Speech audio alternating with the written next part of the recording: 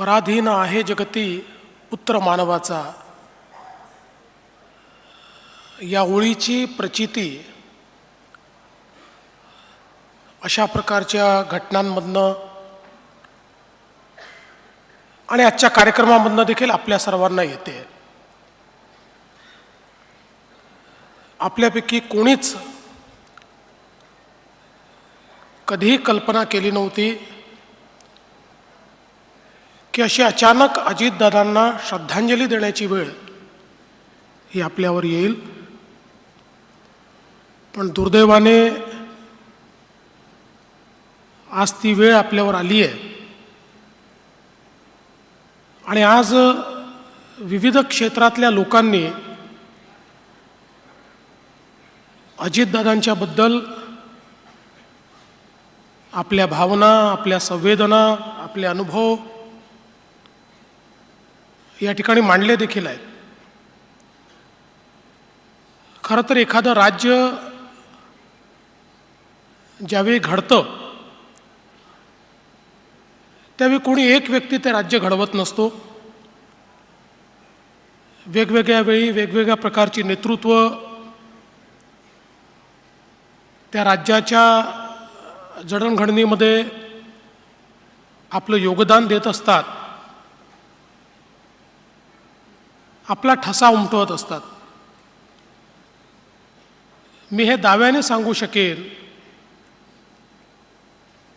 की या महाराष्ट्राच्या जडणघडणीमध्ये इतिहास ज्या नेत्यांचा उल्लेख करेल त्यातलं एक प्रमुख नाव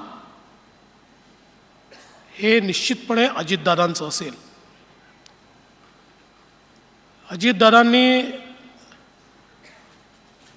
या महाराष्ट्रामध्ये एक जनतेचा नेता, एक लोकनेता अशा पद्धतीची प्रतिमा तयार केली. महाराष्ट्राच्या कानाकोपऱ्याचा पूर्ण अनुभव, त्याची माहिती ही दादांकडे असायची. कुठल्या जिल्ह्यात, कुठल्या तालुक्यात वेगवेगळ्या पक्षाचे नेते कोण आहेत, त्यातले प्रभावी नेते कोण आहेत, त्या तालुक्याचे प्रश्न काय आहेत, या प्रत्येक गोष्टीची नीट माहिती, ज्याला आपण महाराष्ट्राची नस म्हणतो, ती माहिती असलेले अजितदादा होते. आणि विशेषतः एक उत्तम प्रशासक म्हणून जे गुण असले पाहिजे ते गुण त्यांच्यामध्ये प्रचंड होते. अनेक लोकांनी उल्लेख केला, अजितदादांनी अर्थमंत्री म्हणून दीर्घकाळ काम केलं. 11 अर्थसंकल्प त्यांनी मांडले. पण आर्थिक शिस्त हा त्यांचा बाणा होता, तो त्यांचा आवडता विषय होता. आणि कुठल्याही प्रकारची आर्थिक बेशिस्त कधीही ते चालवत नव्हते. अनेक वेळा आपल्याला लोकशाहीमध्ये काही निर्णय घ्यावे लागतात. काही निर्णय लोकाभिमुख असतात पण आर्थिक शिस्तीत बसणारे नसतात.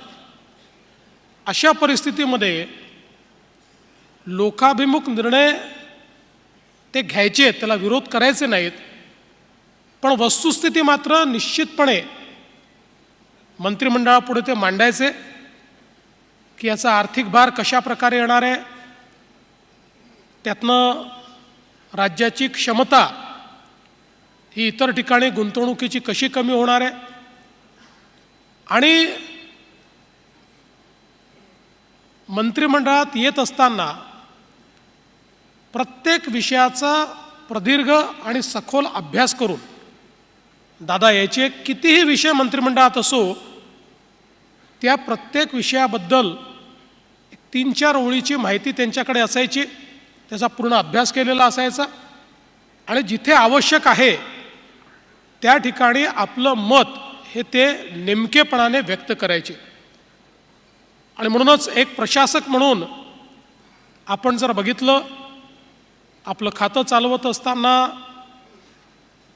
त्या ठिकाणी निर्णय क्षमता नितीनजींनी आता उल्लेख केला, कधीही फाईल दादांकडे थांबलेली मी बघितली नाही. निर्णय क्षमता प्रचंड होती, त्यामुळे तात्काळ निर्णय ते घ्यायचे आणि वेगवेगळ्या पद्धतीनं या ठिकाणी प्रशासन उत्तम प्रकारे चाललं पाहिजे याकरता अधिकाऱ्यांवरही एक जरब ही दादांची असायची. वेळेवर बैठक होणार, त्या बैठकीमध्ये नेमकेपणाने कधी अघळपघळ अशा प्रकारची दादांची बैठक नाही. जो विषय त्या विषयावर दादा बोलणार आणि त्या क्षणी निर्णय करणार. आणि अधिकाऱ्यांनी जर दुसरी बाजू सांगितली आणि ती पटली तर त्यावेळी त्या बैठकीत असलेल्या आमदारांनाही तुमची बाजू योग्य नाही आहे, ती राज्याच्या हिताची नाही आहे, हे सांगण्याची हिंमत असलेले अजितदादा आम्ही सगळ्यांनी बघितले.